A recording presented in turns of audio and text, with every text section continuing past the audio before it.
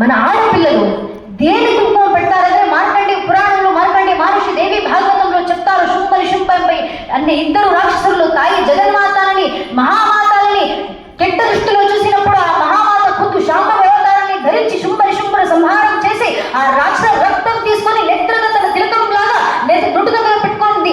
ఆ పరంపరని గుర్తించడానికి ఆ పరంపరని అనుసరించడానికి మన ఆడపిల్లలు ఇందు కూడా ఈ రోజు కూడా నుదుటి మీద కుంకుమ వేసుకొని పెడతారు. దేనికంటే ఎదురొచ్చే పురుషుడికి హెచ్చరిక ఇవ్వాలని. ఒక్కటి, నువ్వు నన్ను జగన్మాతలో మహామాతలాగా గౌరవించు, ఆరాధించు. అకస్మాత్ కెట్ట దృష్టిలో చూస్తే శుంభని శుంభలికి వచ్చే పరిస్థితి నీకు కూడా వస్తుందని హెచ్చరిక ఇవ్వాలని మన ఇంట్లో పుట్టే ఒక్కొక్క అమ్మాయి జీవంత దుర్గిలా నుదుటి మీద కుంకుమ పెట్టుకొని వెళ్ళాలని మన పూర్వీకులు ఇచ్చిన పరంపర.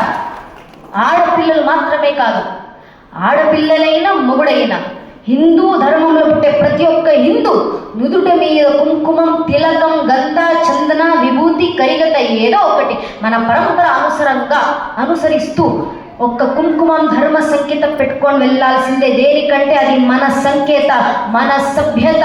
ఆ సృష్టి ఆదిలో నుంచి కృష్ణ పరమాత్ముడు చెప్తాడు కాదా, కౌంతే ప్రతిజానిహి రమేభక్త ప్రణశతి.